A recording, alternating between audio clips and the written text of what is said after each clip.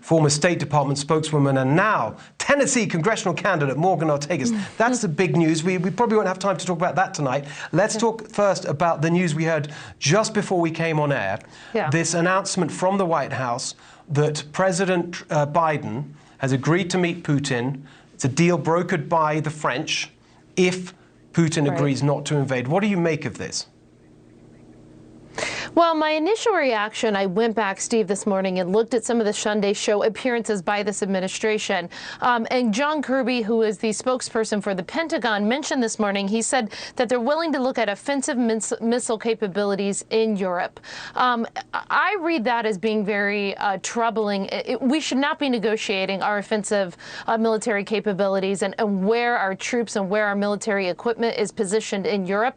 So while obviously we all hope to avert a war, America just meeting with Putin again, Biden meeting with Putin again, and just continuing to give away things that would undermine our own national security is not something I'm in favor of. So if we're meeting with Putin to capitulate on things that I think are incredibly important to NATO and to our own national security, that's not good. What we should have been doing instead of the past 6 months of talking and blustering, we should have preemptively put some of those sanctions on that the Biden team is talking about. You know, I think Biden has given at least 2, maybe 3 press conferences this week where the team, he and his national security team, Steve, stand up and saying, sanctions sanctions are coming, Putin is going to invade, this is what's going to happen. And I'm thinking, stop talking. Stop all the talking. Now it's time for action. Listen, you mentioned in the Trump administration the weaponry that for the first time any administration gave to Ukraine. I think it was about $1.4 billion in military assistance, actually, that the Trump administration gave to Ukraine. We kicked out 60 Russian diplomats and spies. We took over 30 actions related to sanctions and designations against Russia. I mean, I could go down the list. And what do we say the Democratic Party to? They greenlighted Nord Stream 2. I mean, Senator Cruz was prolific on holding the Democratic Party, especially Democrat senators, accountable for having voted against Nord Stream under Trump. But now that Biden is in office, they greenlit that. And by the way, even the sanctions package, I used to work at the Treasury Department and build these sanctions packages. This is one of the reasons I'm such a nerd and can talk to you about all of these things, Steve.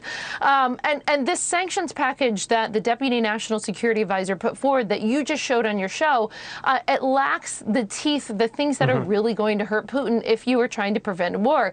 Specifically, it's not going after the energy industry as much as one would need to in order for this to be real. So I continue to say I definitely do not want war. No one wants war. But if as we've always talked about on your show, strong presidents like Trump with the actions, like I just laid out 4 different things that we did over 4 years that, in my opinion, stopped Putin from the behavior that he's exhibiting today. And all you see is Biden and blinking up, Biden and Blinken standing up and saying they're going to invade, they're going to invade, we're going to sanction them if they invade. Well, like, by the enough way, of the talk already. Some action. I don't think you're far off. I mean, this strikes me as that, you know, they did blink, by the way. That's my interpretation of it. If you actually, I mean, look, the French have been, you know, Macron's been shuttling back and forth between Moscow and Paris, you know, for weeks now, trying to broker some sort of deal. He's got a presidential election. Which is exactly what Putin wants. Exactly. This is what I'm building up to. I think this is exactly right. You know, Macron's got his election in a couple of months. He wants to show that he's the great statesman and so on. So he gets what he wants. Putin, I think, has played Biden like a fiddle, I don't know if even that's an expression in the US, but it's certainly one that I think is appropriate here because what's he done? Right, he's put all his forces there for months now. Putin's been trying to convey the impression that he really will invade Ukraine and start a war, even if his actual intent was just to get concessions on things like European security. What have the Biden team been doing? Endlessly briefing the press about how they really think Putin is serious. The war starts on Wednesday. No, not Wednesday. It's actually Sunday. It's actually Monday. They've been confirming what the message that Putin wants to send. And now, it seems, they're getting ready to meet, and then who knows what will come out of that.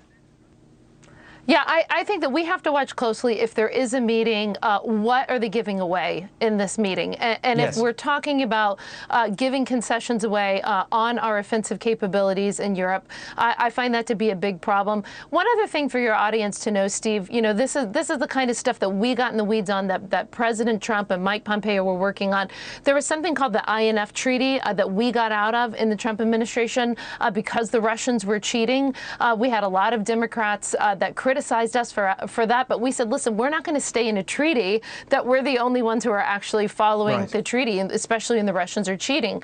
Similar, there was another treaty called New START that we were very intensely negotiating through Marshall Billingsley at the end of the Trump administration. We were, you know, trying to get, again, a fair treaty that people would actually stick to. Well, we ran out of time. What happens? The Biden administration comes in. This doesn't get talked about as much as Nord Stream 2, but I think it's a really important point, Steve. For the New START treaty, Biden administration comes in. We've done all these negotiations in the Trump administration, right? They just re-up New START. They don't get any new concessions. They don't get anything new in the deal. They gave the Russians exactly what they wanted on New START. Yes. And I think that when they did that, I thought, well, here comes Nord Stream 2, and here comes all of the other capitulations. And by the way, I forgot about that Trump clip that you showed of him calling out the Germans on the Nord Stream 2 pipeline. I mean, what he said about in that clip about Germany's energy dependence on Russia, what he said in that clip about how, and not just in that clip, but in general, about how NATO needed to be an alliance that had teeth, where everyone pays their fair share. I mean, he was really a prophet on why NATO needed to be strong. And all these idiots, you know, in the establishment, they went on and on about how inappropriate and he shouldn't have behaved like that and whatever. Every single thing he said was true, incredibly important strategically. And now, kind of 4 or 5 years on, they're finally coming around to it, much too late, because Putin, in the meantime, has been emboldened. And exactly as you say, my reaction to this news tonight is that basically, yet again, Putin's getting exactly what he wants. We'll wait and see. Morgan, great to see you tonight. Thank you so much for being on hand to break down this breaking news tonight. We appreciate it. We'll be right back.